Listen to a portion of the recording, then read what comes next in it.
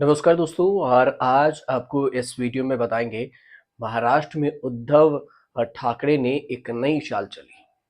महाराष्ट्र में शासन कर रही बीजेपी और एकनाथ शिंदे के शिवसेना दो ऐसी पार्टियां हैं जिनके पॉलिटिक्स के सेंटर में रहा है हिंदू मुसलमान। न पसंद रहे न वोट बैंक।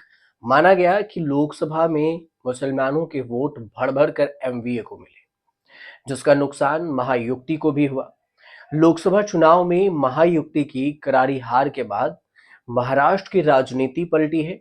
जो ना पसंद रहे हैं ना वोट बैंक, उनको लुभाने के लिए शिंदे सरकार ने बड़ा गेम प्लान बनाया। हो सकता है कि लोकसभा में मुसलमानों वाला जो इफेक्ट है विधानसभा चुनाव में भी दिखे। एक ऐसा सर्वे आया है जिसमें उद्धव ठाकरे मुसलमानों के फेवरेट बनकर उभरे हैं। देश के बड़े चुनावों पर नजर रखने वाली सीएसडीएस लोक नीति ने महाराष्ट्र चुनाव को लेकर सर्वे किया है। सर्वे 5 अक्टूबर से पहले यानी कि हरियाणा में कांग्रेस की हार का रिजल्ट आने से पहले किया गया, जिसको किसको कितनी सीटें मिलेंगी और ऐसा नंबर तो नहीं दिया, लेकिन लीड किसको मिल रही है इसका ट्रेंड इस तरह से निकाला गया कि किस समुदाय, किस जाति, किस इनकम ग्रुप से किसको वोट और कितना सपोर्ट मिल रहा है। सर्वे की बिग पिक्चर ये है कि मामूली अंतर से ही सही एमवीए महायुक्ति से आगे चल रही है। अब बात आता है कि इसमें क्या आया है सर्वे में।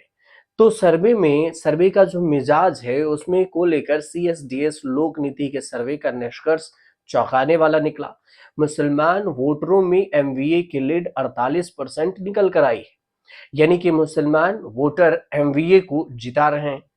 सीएम की दावेदारी में उद्धव ठाकरे बड़े अंतर से एकनाथ शिंदे से आगे चल रहे हैं। देवेंद्र फडणवीस के मुकाबले तो सीएम पद पर उद्धव ठाकरे की लीड लगभग डबल है। इसकी बड़ी बात यह भी है कि मुसलमान दिल खोलकर उद्धव ठाकरे का समर्थन कर रहे हैं। 52% मुस्लिमों के सीएम की पसंद उद्धव ठाकरे हैं। उद्धव ठाकरे के पास अब शिवसेना का नाम निशान नहीं है, वो तो एकनाथ शिंदे के पास चला गया। लेकिन उद्धव ठाकरे अब शिवसेना यूबीटी के सर्वे सर्वा हैं। उद्धव ठाकरे को बाला साहब ठाकरे ने हिंदुत्व विचारधारा वाली पार्टी की विरासत सौंपी थी। मुसलमान बाला साहब की भी पसंद या प्रायोरिटी नहीं होते थे। पसंद तो कांग्रेस भी नहीं थी, लेकिन उद्धव ठाकरे कांग्रेस से जाकर मिले। अब कांग्रेस से मिल गए उद्धव ठाकरे, फिर उद्धव के इस दाव से शिवसेना की राजनीति में 360 डिग्री की यू टर्न आया। कांग्रेस शिवसेना एनसीपी सरकार बन गई, उद्धव ठाकरे सीएम बन गए और बीजेपी शिवसेना के रिश्ते खत्म हो गए। एकनाथ शिंदे बीजेपी ने आज तक उद्धव ठाकरे के खिलाफ कैंपेन चलाया हुआ है कि सत्ता के लिए उद्धव ठाकरे ने बाला साहब की विचारधारा छोड़ दी। उद्धव ठाकरे ने हिंदुत्व वाली लाइन का त्याग तो नहीं किया, लेकिन ऐसा भी कुछ नहीं किया जिससे मुसलमानों के फेवरेट बने। न इफ्तार की दावत दी, न टोपी पहनकर नमाज पढ़ने गए। फिर भी सीएसडीएस के सर्वे में मुसलमानों के लिए फेवरेट बनकर उभरे हैं उद्धव ठाकरे। अगर सीएसडीएस के सर्वे में उद्धव ठाकरे मुसलमानों के पसंद बन रहे हैं तो ये बहुत संभव है कि कांग्रेस के कारण ये फायदा मिल रहा हो। सीएम के टॉप 5 दावेदारों में कांग्रेस के किसी नेता का नाम नहीं है। एमवीए ने सीएम दावेदार फाइनल नहीं किया। हो सकता है कि उद्धव ठाकरे को भावी सीएम और एमवीए का सीएम उम्मीदवार मानते हुए मुसलमान अपनाने के लिए तैयार हों। एक बहुत बड़ा फैक्टर ये भी हो सकता है। महाराष्ट्र में मुसलमानों की आबादी करीब 12% मानी जाती है।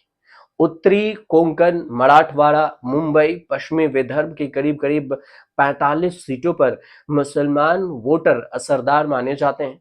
38 सीटें तो ऐसी है जिसमें मुस्लिमों की आबादी 20% मानी जाती है। 2019 में 10 में से 9 मुसलमान उम्मीदवार मुस्लिम बहुल सीटों से जीते थे। लोकसभा चुनाव के रिजल्ट का मंथन करते करते बीजेपी के नेता deputy CM Devendra Fadnavis theory लेकर आए वोट जिहाद का। फडणवीस ने दावा किया कि 14 लोकसभा सीटों पर बीजेपी वोट जिहाद के कारण हार गई। और एक विशेष समुदाय ने हिंदू उम्मीदवारों को हराने के लिए सामूहिक मतदान किया।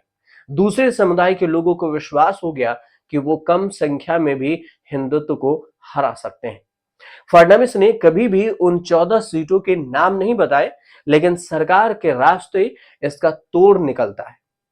मुसलमानों के दिलों में जगह बनाने की चाल भी चली है। जुलाई में शिंदे सरकार ने सीएम तीर्थ यात्रा योजना शुरू की थी। महाराष्ट्र की अलग अलग धर्मों के 66, महाराष्ट्र के बाहर 73 धार्मिक स्थलों को शामिल किया गया और मुस्लिमों के एक भी पवित्र धार्मिक स्थल शामिल नहीं किया। इस योजना में सरकार 60 साल प्लस वाले वरिष्ठ नागरिकों को एक तीर्थ स्थल के दर्शन के लिए 30,000 देती है। शर्त यह है कि सालाना पारिवारिक आय 2.5 लाख रुपए से कम हो। हल्ला मचना ही था और लोकसभा चुनाव के बाद ही बहाना भी मिल गया। तीर्थ दर्शन योजना में अब जोड़ा गया दरगाहों को भी। मुस्लिम की हाजी अली दरगाह, कल्याण के हाजी मलंग दरगाह, भिवंडी की दीवान शाह दरगाह समेत लोकप्रिय दरगाहों को योजनाओं में शामिल किया गया। हल्ला अब भी मच रहा है कि मुसलमान वोटों के लिए सरकार ने तीर्थ यात्रा योजना में दरगाह जोड़े हैं। क्या पता कि कांग्रेस उद्धव ठाकरे, शरद पवार के बड़े वोट बैंक के सच इस बात से लगाने में सिंध लगाने में महायुक्ति के मुस्लिमों के लिए तीर्थ का जाल बिछाया हो। हालांकि उद्धव ठाकरे के मन में क्या चल रहा है और एमवीए की पार्टी क्या सोच रही है, देवेंद्र फडणवीस का नया प्लान क्या है, ये शायद किसी को नहीं पता। लेकिन ये सब पता चल जाएगा कि कौन किसके पक्ष में है, ये जब अभी 20 नवंबर को वहां पर वोटिंग होगी और 23 को वहां पर परिणाम आएंगे। फिलहाल आपको ये जानकारी अच्छी लगी हो तो चैनल को सब्सक्राइब कर लीजिएगा और शेयर कर दीजिएगा।